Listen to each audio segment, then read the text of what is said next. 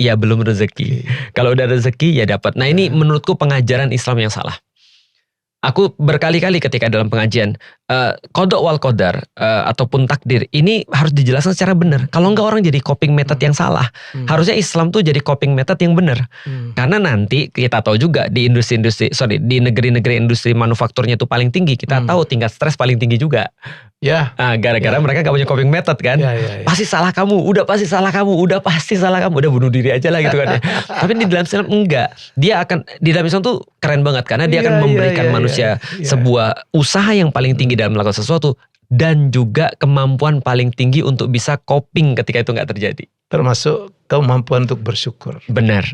Ah, itu kerennya Islam. Tapi sayangnya sekarang tuh kita diajarin salah.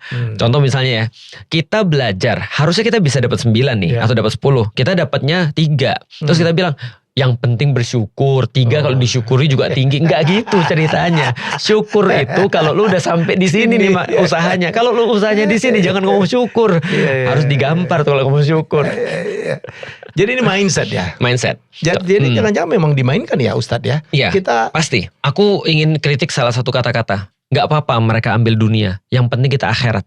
Gak gitu sih ceritanya. Gak gitu-gitu amat. Gak gitu-gitu amat. Memang betul ada di dalam agama kita perintah untuk jangan sampai kalah dengan mereka di bidang akhirat.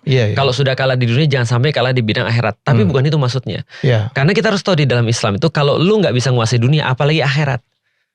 Akhirat tuh lebih susah daripada dunia. Jadi kalau dunia aja lu gak bisa nguasain, jangan ngomong akhirat. Kan kita sepakat kan kalau akhirat tuh kan harusnya lebih penting daripada dunia kan. Akhirat tuh lebih sulit. Contoh kayak gini deh. Kita sepakat cari duit tuh lebih mudah daripada sholat khusyuk. Kita sepakat kan. Maksudnya gini, kalau cari duit kita bisa lihat duitnya di mana, kita bisa tahu gimana caranya. Kalau nggak bisa ini kita coba dengan cara ini. Orang udah banyak yang berhasil gitu kan ya. Tapi kalau sholat khusyuk gimana cara nyarinya? Kan sulit kan. Nah kalau misalnya dunia jadi yang kelihatannya lu nggak mampu, lu jangan ngomong akhirat deh. Karena di dalam Islam jelas-jelas dikatakan bahwa akhirat itu adalah hasil daripada cara respons kita tentang dunia. Nah coba bayangin kalau orang muslim berpikir dengan benar. Bayangin ya, saya pernah bikin video mengquote statementnya dari Bill Gates ya. Masih ingat gitu ya. If you born poor, it's not a mistake. But if you die poor, that's your mistake. Betul. Ya kan, kalau kita lahir jadi anak orang miskin ya itu takdir tuh bukan salah kita. Tapi kalau mati dalam keadaan